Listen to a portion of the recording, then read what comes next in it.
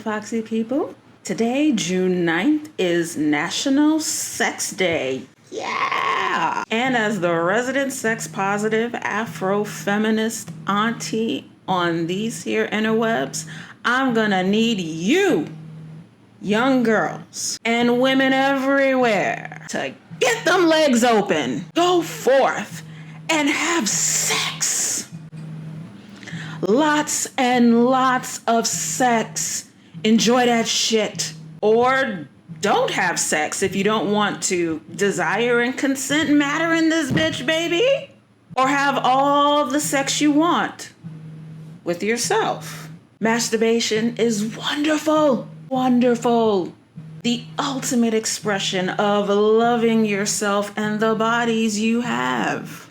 Because purity is patriarchal. So a while back, I saw this ad on Twitter about an event being put on by this group known as Purity is Precious, called Girl, Keep Your Legs Closed.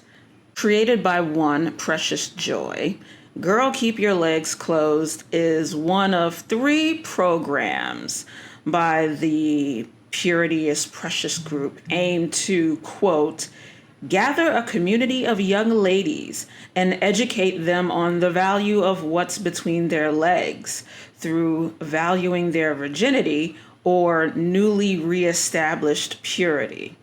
This community of women are taught to use their mind to think outside the box, balance their emotions, and honor themselves to the highest through self-love and forgiveness. Just from that one statement, and from looking through the entire site, I can state with full confidence, this movement is nothing more than another attempt to repackage compulsory purity and womanhood as dictated by patriarchal ideology. The very ideology that our society's current hegemonic social contract is contrived from. The creator of this group and movement, Precious Joy, is fashioning herself to be the woman equivalent of the late patriarchal piece of shit Kevin Samuels. Only she's not delivering her bullshit with bitter pills, but with sugar and pink, and attempting to keep young girls and women shackled to an antiquated and toxic ideology by promising to teach them self-love via reinforcing hatred and denial of sex and one's sexuality.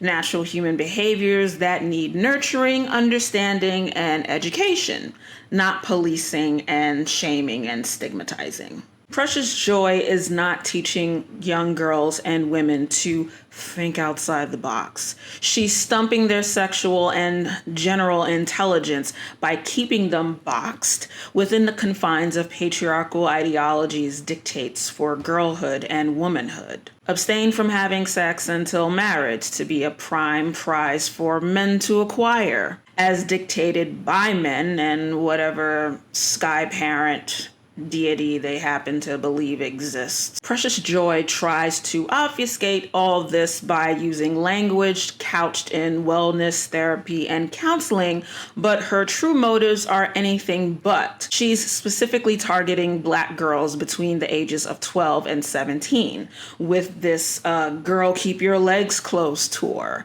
doing nothing to combat stigma about Black girls being hypersexualized and hypervisual, not instilling a genuine love of themselves and their changing bodies, but ensuring that Black teen girls stay trapped within white supremacist patriarchal notions of womanhood that place us as the problem in the first place.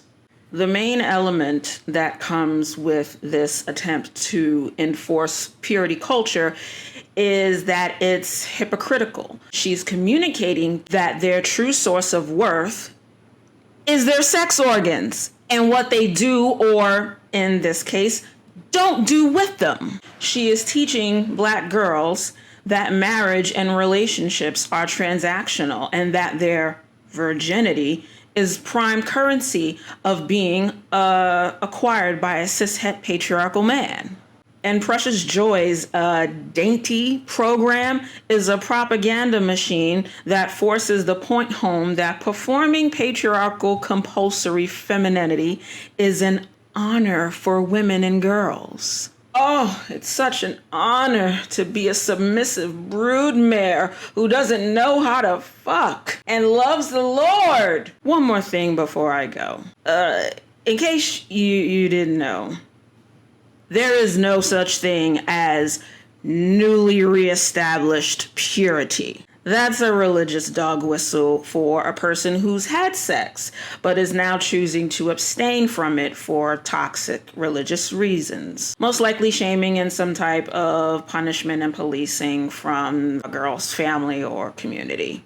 The concept of purity is a black and white thing. Once you've lost it, it's gone, unless you give yourself over to Yahweh or some shit. In patriarchal religions, such as Christianity, sex and sexuality are viewed as negative things. Nasty, dirty, dangerous, against Yahweh. And once a girl or a woman has sex outside of marriage, there's supposed to be some sort of consequences or punishment for not conforming to the hegemonic order. Pregnancy and disease are seen as subsequent consequences worth shaming girls and women over, instead of natural biological conclusions that occur when individuals with the penis and vagina have sex without contraceptive methods, like condoms or other forms of birth control. The concept of purity, aka virginity, itself is man-made bullshit, created as both a means of policing women and girls' sexual behavior and assigning or stripping human value from them. It has no other purpose save for the two aforementioned ones.